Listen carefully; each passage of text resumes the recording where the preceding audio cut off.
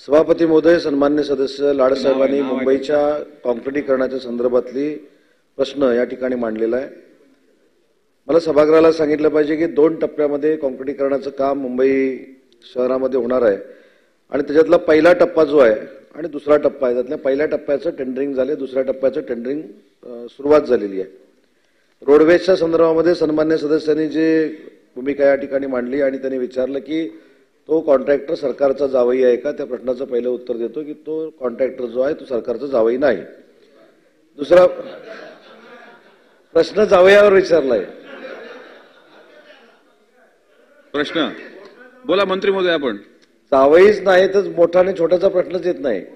सन्मान्य सदस्यांचा प्रश्न असा आहे की ठेकेदार सरकारचा जावई आहे का, तर त्याचं पण मला उत्तर दिलं पाहिजे। ठेकेदार सरकारचा जावई नाही। मंत्री महोदय, आपण उत्तर द्या। नाही, उत्तर सन्मान्य सभापती महोदय, तुम्ही संरक्षण द्या। तुम्ही तिकडे लक्ष आई देऊ साहेब बसून बोलतायत। तर पहिल्या टप्प्यातली जी टेंडर काढली त्याच्यामधले सन्मान्य सदस्यांनी जे सांगितले ती वस्तुस्थिती खरी आहे की 212 रस्त्यांचं जे टेंडर होतं ते tender messrs roadways solution India private लिमिटेडचं होतं, ते रद्द करण्यात आलं। परंतु पुन्हा एकदा ते टेंडर काढलं गेलं, त्याच्यामध्ये 208 रस्ते याच्यामध्ये समाविष्ट केले गेले आणि एनसीसी नावाच्या कंपनीला हे काम आता मिळालेलं आहे। दुसरी महत्त्वाची गोष्ट याच्यामध्ये आहे की सन्मान्य सदस्यांनी प्रश्न विचारला की ज्यांची कॉन्ट्रॅक्टरकडनं दिरंगाई झाली त्यांच्यावर काय कारवाई करण्यात आलेली आहे।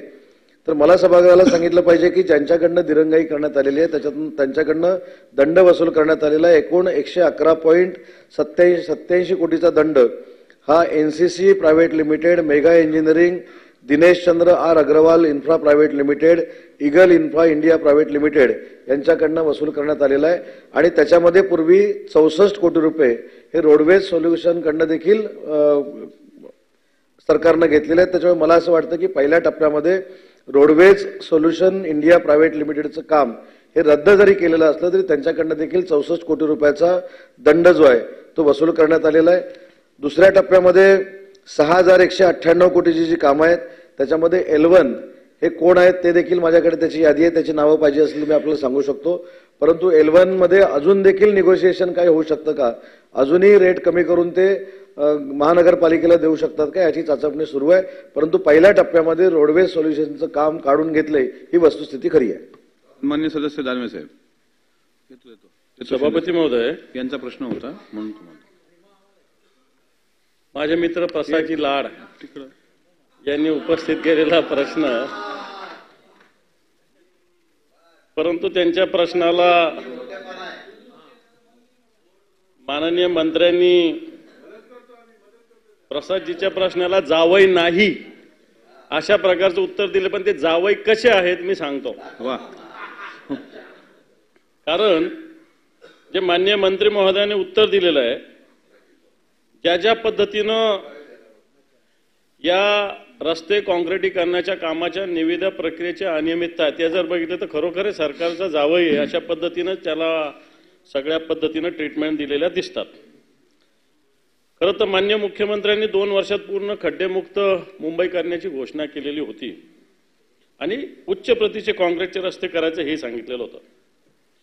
या निविदेमध्ये 2022ला जी निविदा प्रसिद्ध झाली त्यात शेड्यूल ऑफ रेट्स 20% वाढविण्यात आले। म्हणजे टेंडर लावण्यापूर्वी जुना जो शेड्यूल ऑफ रेट म्हणजे SOR होता यात फरक 20%चा होता। याच्यात किती जणांनी सहभाग घेतला हे आपल्याला आपण आता सांगितलेलं आहे।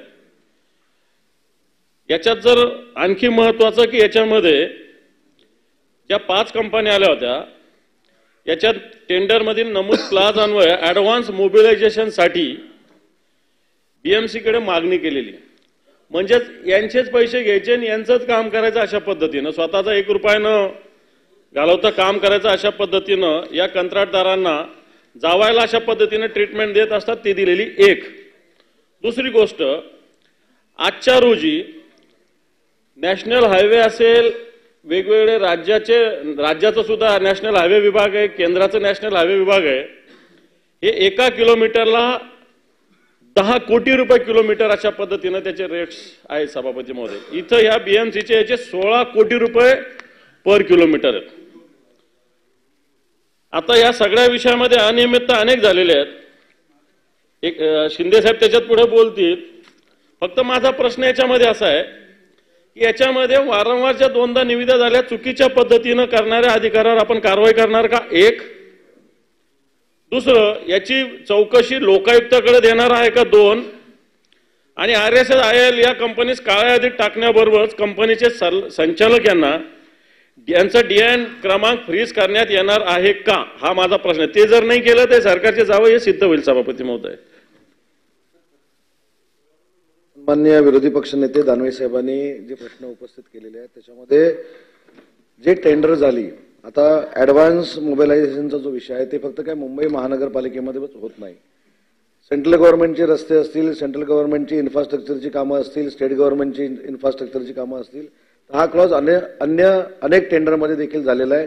त्याच्या मागच्या 2.5 वर्षामध्ये देखील जी टेंडर निघाली त्याच्यामध्ये देखील ऍडव्हान्स मोबिलायझेशन हा क्लॉज जो आहे तो 100% इन्क्लूड होता. त्याच्यामुळं ऍडव्हान्स मोबिलायझेशन झाल्यानंतर सुद्धा ते काम झालंय की नाही बघण्याची जबाबदारी महानगरपालिकेची आहे. तशी व्हिजिलन्स देखील महानगरपालिकेचा आहे आणि महानगरपालिकेची यंत्रणा देखील आहे. दुसरी महत्वाची गोष्ट, सन्माननीय सदस्यांनी सांगितलं की जी निविदा झालेली आहे त्याच्यामध्ये रेटमध्ये तफावत आढळते असं सन्माननीय सदस्यांचं म्हणणं आहे. मी स्पष्टपणानं सभागृहाला आश्वस्त करू इच्छितो, मागच्या अधिवेशनामध्ये देखील हा प्रश्न आलेला होता, त्यावेळी देखील या संदर्भामध्ये चौकशी झालेली आहे. कुठेही टेंडरमध्ये जी पार्ट 1 ची टेंडर झालेली आहेत त्याच्यामध्ये कुठेही अनियमितता झालेली नाही. त्याच्यामुळं मला असं वाटतं की सन्माननीय सदस्यांना जी माहिती आहे ती त्यांनी माझ्याकडे जर दिली तर त्या संदर्भामध्ये नक्की आयुक्तांना सांगून जी काही चौकशी आहे ती केली जाईल. शशिकांत शिंदे साहेब. सभापती महोदय, या ठिकाणी मंत्री महोदयांनी देखील विचारलं होतं, त्याचं उत्तर त्यांनी दिलेलं. अनधिकृत बांधकामाबद्दलचं नक्कीच विचारलेलं आहे, परंतु हा जो प्रश्न आहे तो कॉन्क्रिटीकरण आणि रस्त्याच्या संदर्भात महानगरपालिकेचा प्रश्न आहे. त्यांची माहिती मी स्वतः घेईन आणि ती पटलावर ठेवेन. शिंदे साहेब.